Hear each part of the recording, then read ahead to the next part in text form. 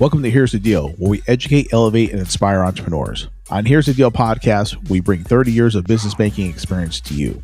And we tell the real stories of business owners, the challenges, the lessons, and the wins that define their journey. Through Here's the Deal video marketing, we help you share your story with the world, creating high-quality video content that's easy, comfortable, and connected, because the story sells, not the numbers. Here's the Deal Production is a coaching, consulting, and production division designed to help entrepreneurs, business owners, and industry experts launch, grow, and professionally manage your podcast platforms without the technical barriers that often prevent the execution. You bring us a story, we'll refine the vision. Every entrepreneur has a story worth telling, and then Here's the Deal, that's where that story comes to life. Hey, what's going on, everybody? Hey, I am the host, Chris Flowers, and we're at another edition of Here's the Deal. I noticed lately that the pendulum is swinging back, that people are craving real in-person connection again. Okay. Now let's be real. Okay. Video calls aren't going anywhere. I mean, and they shouldn't, because like I deal with people like around the world. So definitely can't do that in person. I wish I could. I had the budget and had a Gulfstream, but that's a whole different subject. But anyway, we'll get there someday.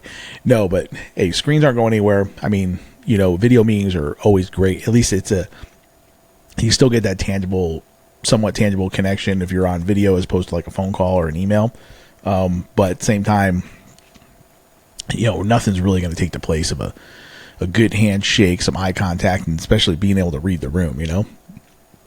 So like video built bridges that didn't exist before. Like, you know, before COVID in 2020, you know, we were doing the, you know, regular face-to-face thing, driving around town, things like that. But now we have global reach. And not only, you know, we're doing meetings, you know, more quickly, like getting those meetings in, and it's a way lower cost. So there's definitely nothing wrong with that when you're looking at the bottom line, you know. But, you know, when you're, you know, in a meeting, you know, like a Zoom meeting or something like that, you know, what you're not catching are those side conversations, you know, or you're not feeling that energy in a room, or, you know, you're not having a, hey, let's go grab a coffee afterwards, or something like that. Like I said, side conversation. I was at lunch one day and somebody was overhearing our conversation and chimed in, and I overheard on their conversation and chimed in, things like that. So it's like you don't catch those kind of things. Or, you know, I was just at another you know, I've been to more than a few networking where, you know, I'll be sitting there talking to somebody and somebody will come walking right up and join in, of course. And, you know, cool. All right, come on in. You know, that's what we're here for. We're here to network. We're here to have a conversation. So people can't do that when you're on a Zoom. You know what I mean? So it's good one-to-one, but at the same time, you know, you can meet, you know, a few more different people and have like, you know, really good cross conversations going between like 3 or 4 people, you know, it'd be great. Because you got to build the trust, you know, and trust, you know, you got to build that rapport, you know, and you can do that faster across a table than you can across a screen. You know what I mean? Because you got that feel for the person. I mean, video is great. I mean, you could still see facial expressions, kind of see if they're checking out or something like that or whatever. But at least at the same, when you're in that person's presence, you're feeling that energy. Like, yeah, they're feeling this, right? Or like I said, even just having that side conversation, somebody else come over. Now you're getting 2 for the price of 1. You know, so you definitely can't beat that. Talk about a force multiplier, right?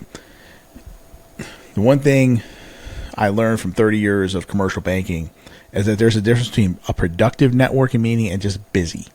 You know what I mean? You know, back then it was great. I had a salary. I got mileage reimbursement. I had an expense card. Running all over town just, you know, that's just the way things were done, you know, back 100 years ago when I was a young banker. But now, you know, time, especially being a business owner, time is your biggest asset. Okay. Every coffee, every lunch, every event, you know, it's got to have some return to it. You know, it's got to earn the spot, because you can't be spending, you know, especially, you know, like I said, back in, you know, I live in the West Valley of Phoenix. And if you're trying to make a, you know, early morning deal over in Scottsdale, you're looking at an hour and a half windshield time. Why am I, you know what I could do in an hour and a half, you know, with my business? No, we're not doing all that. You know what I mean? So not unless it better be, especially not for a discovery meeting, like it better be like the money, like the checks in hand, that I'll go. But if we're just doing like a discovery meeting, we're going to Zoom, dude. I ain't doing all that. So I think, I really think that the right room beats the biggest room. So you got to pick and choose, like I said, which one of these networking groups and events that you're gonna attend. Again, time is, especially for a business owner, is the most valuable thing. You can't get time back. You can make money back. You can lose employees, gain it back. You can lose customers, bring it back, you hope. But time is finite, man, and you're not getting it back. So if you're going to spend time doing something, it better be paying off.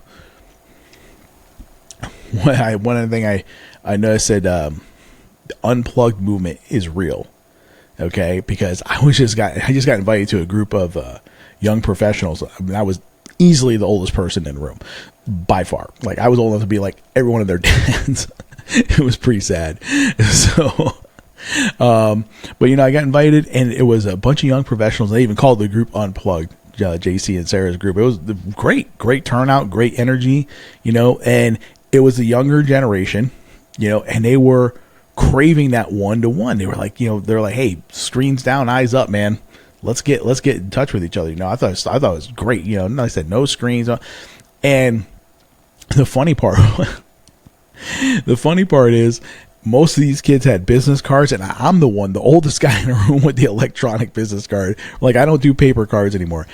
Here's a funny contrast, because even my kids are 19 and 18, and they're all, they're always talking to me about, like my daughter literally has a turntable record player, right? And a CD player. She loves the CD players, and my son has cassette tapes, and I'm like, God, you don't even know, especially a cassette tape. Oh my God, you don't know what anger is until your favorite mixtape gets eaten by your car stereo. Bro, that's rage right there. That's straight. Anybody, like I said, but Gen X age, exactly what I'm talking about. You're like, no. We had in New York, there was a DJ, cool DJ Red Alert, right? And at night, he'd be spinning it, right? And so you put your tape in, and you just record his show all night, right? And you get up the next morning, you got you're in bed. You get up the next morning, you hear what cool DJ Red Alert spun out, the night before, things like that. And it was killing it, right? He was just killing it. And you get that tape and you put it in the car, you're bobbing your head. You're like, yeah, what's up? And then all of a sudden, if the car ate your tape, you're like, no. Oh my God, the rage, bro. The rage. That's happened to me on more than one occasion. I was pissed. Or you get your favorite mixtape you made for your girl. You got all the jams on there. Yeah, what's up? Oh, yep, mad, dude. Just straight up anger. So, all my Gen X people, you're all like, yep, preach.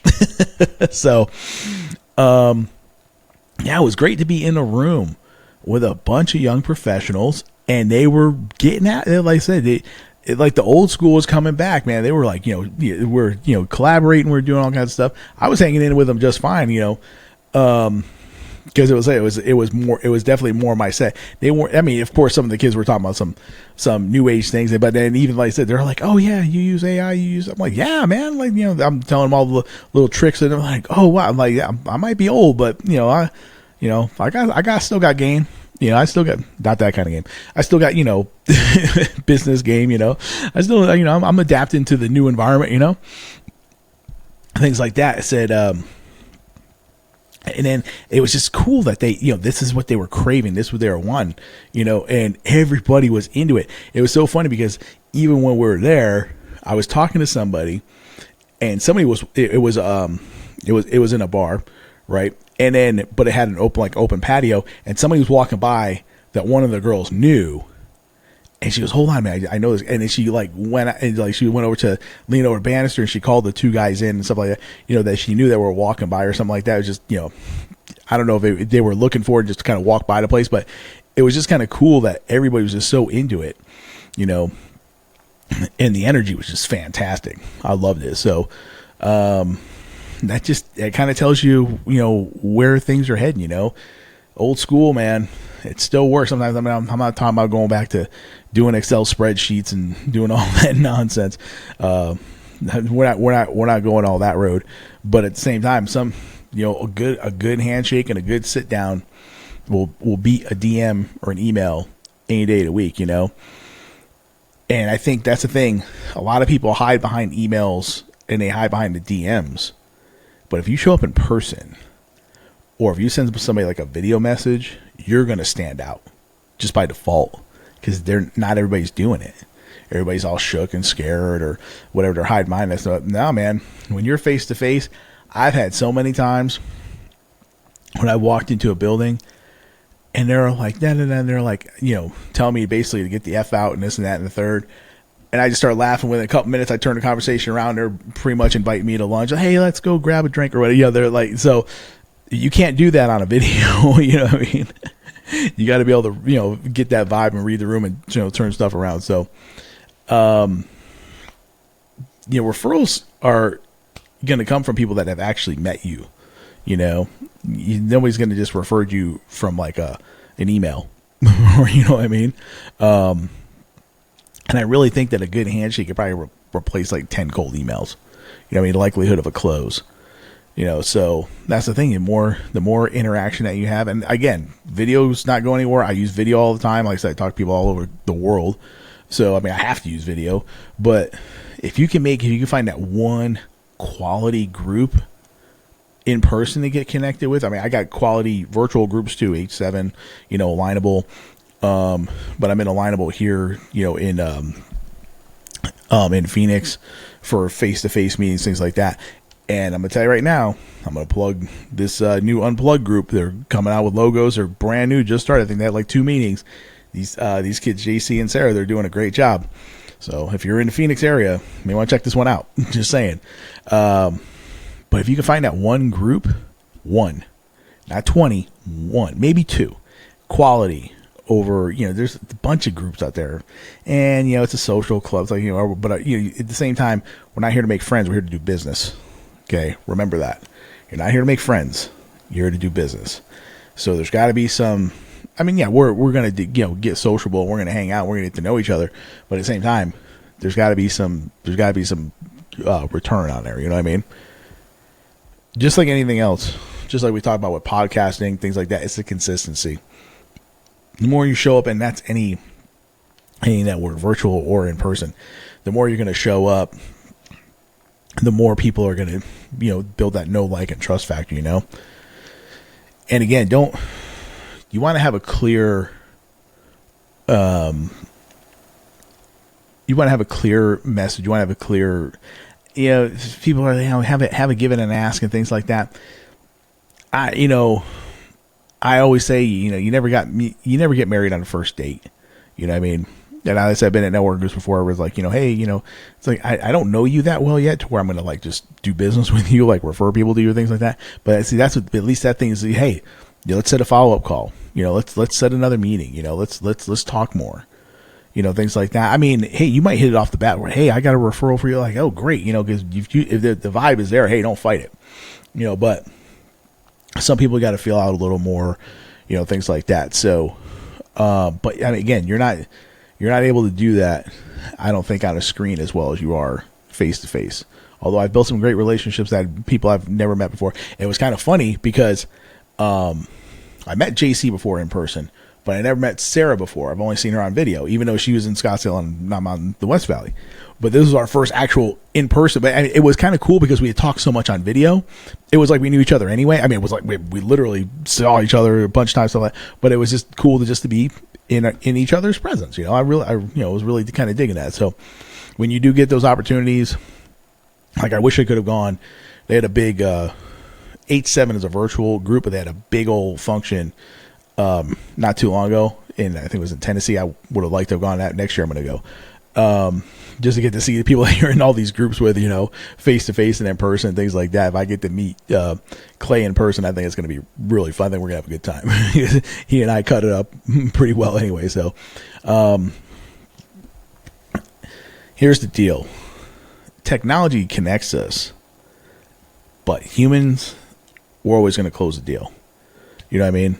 So it's got to be that quality interaction. You can get some good quality interaction on screen. Like I said, I've built a lot of relationships, people I haven't met before, but at the same time, you get that good person that's, in your neighborhood that, hey, I can call this person, we can go do a joint meeting. Like Eric and I are going to a joint meeting here next week, things like that.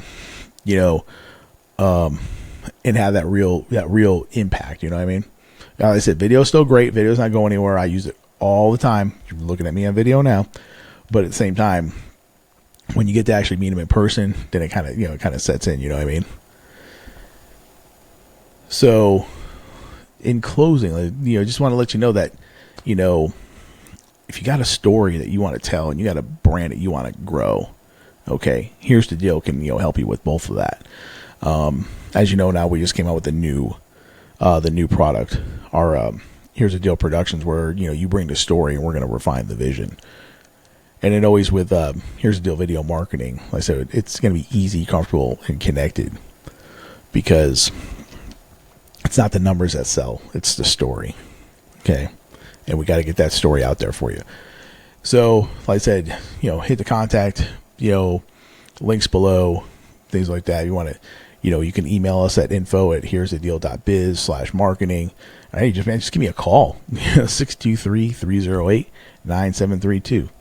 All right, remember, educate, elevate, and inspire. That's Here's the Deal. Here, in closing up the show, and Here's the Deal, just want to give all honor, glory, and praise to my Lord Jesus Christ, who, saved my soul and gives me the ability to do this show. Without him, I couldn't do anything. I also want to give thanks to my family. My wife, my kids support me doing this and, backing me up. I couldn't do any of this without them also. Got to thank the sponsors, of course, everybody that, supports the show. And, of course, the fans, the people that subscribe to the show. I wouldn't do any of this without you, because it wouldn't be a show. So just want to say thank you all very much. Continue to, educate and elevate. Get out there, pursue your passions, pursue your dreams.